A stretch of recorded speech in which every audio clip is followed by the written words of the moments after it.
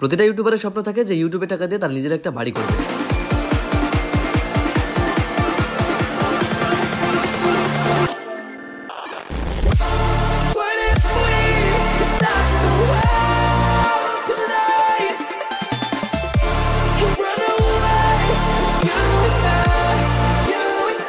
তো সেই ইউটিউবারদের মতো আমারও ইচ্ছা ছিল যে আমি ইউটিউবের টাকা একটা বাড়ি দিব, কিন্তু আমার সেই স্বপ্নটা পূরণ হয় নাই।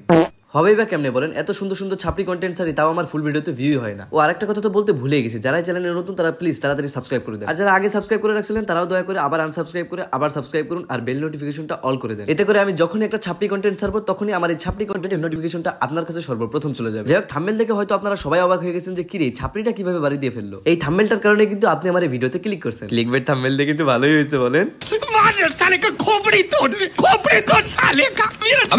খোপড়ি ভেঙে কোনো লাভ নাই, কারণ ভিউজ তোমার হয়ে গেছে। আচ্ছা গাইস, মেইন কথায় আসি। মূলত আমার বড় আপুরা হচ্ছে নতুন বাড়ি দিবে, তো আমাদের সেখানে যাইতে বলছে, তাই আমরা চিন্তা করলাম যে ফ্রিতে একটা ব্লগ বানিয়ে ফেলি। যাই হোক, এর জন্য দুপুরের দিকে আমরা দুই ভাই মিলে বেরিয়ে, আর আমি এদিকে ছবি তোলা বাদ দিয়ে ভিডিও করতেছিলাম। সেই ছবি হয়েছে, ভিডিও করতেছি, সুন্দর ছবি তুললাম ভাই। আর দেখো সিধে গালিটা দিলাম না।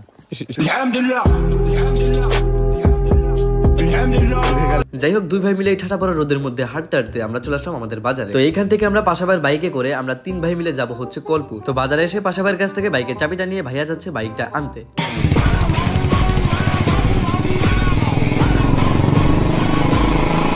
তো এরপরে আমরা তিন ভাই মিলে কোন রকমে একটা বাইকের উপর উঠছি, আর আপনারা একটু দেখেই তো বুঝতে পারতেছেন যে কি কষ্টের ভিতরে আমি বসে আছি। মানে সামনে ভাইয়া, এরপরে পাশা ভাই, এরপরে আমি, আর আমি যে কিভাবে বসেছিলাম ভাই সেটা আমিই জানি। যাই হোক, এই কষ্টের কথা আমি আর আপনাদের না বলি। তো ভাইয়া বাইকটাকে প্লেনের গতিতে উড়িয়ে নিয়ে চলে আসলো চৌরঙ্গি এসে আমরা দাঁড়িয়েছি, কারণ আমাদের বাইকটাকেও কিছু খাওয়াইতে হবে। খাওয়ানো তো না, ওকে হচ্ছে পান করাইতে হবে। তো বেশি সময় নষ্ট না করে ভাইয়া বাইককে অকটেন খাওয়ানো শুরু করে দিল। আর বাইককে যদি খালি পেটে রাখি তাহলে আর আমাদের কলপুরে যাইতে হবে, তাই সব জায়গায় কিপটামতি করলেও এইখানে কিপটামতি করা যাবে না। তো নিজেকে একটু বড় লোক বানিয়ে বাইকের টেকিটা মোটামুটি ফুলফিল করে তারপরে আমরা বেরিয়ে পড়ি কলপুরের উদ্দেশ্যে। ইংলিশ তো মেরে দিলাম, ওর মিনিং তো জানি না। যাই হোক, মাঝে মধ্যে এরকম দুই একটা ভুলভাল ইংলিশ বলে দিতে হয় যাতে আপনারা কমেন্ট করেন।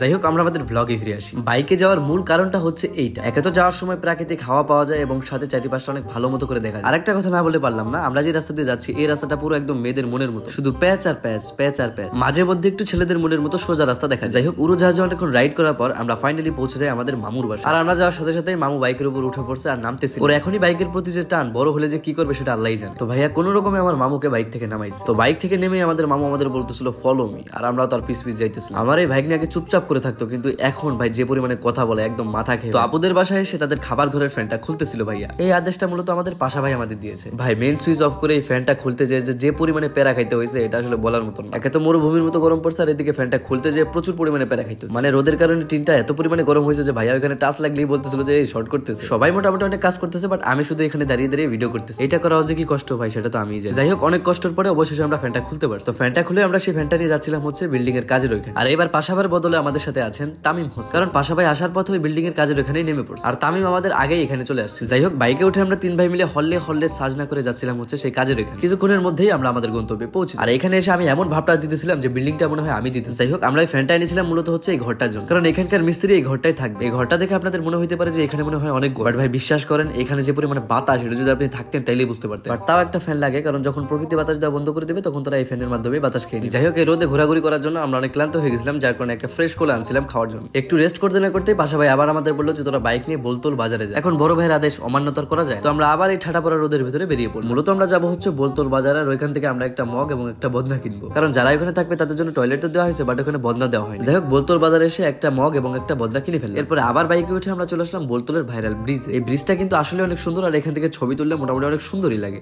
আর শুরুতেই তো দেখছেন তার ছবি তুলতে যে আমরা ভিডিও করে ছেড়েছিলাম। যাই হোক, এখন হচ্ছে কিছু ফটোশুট করি।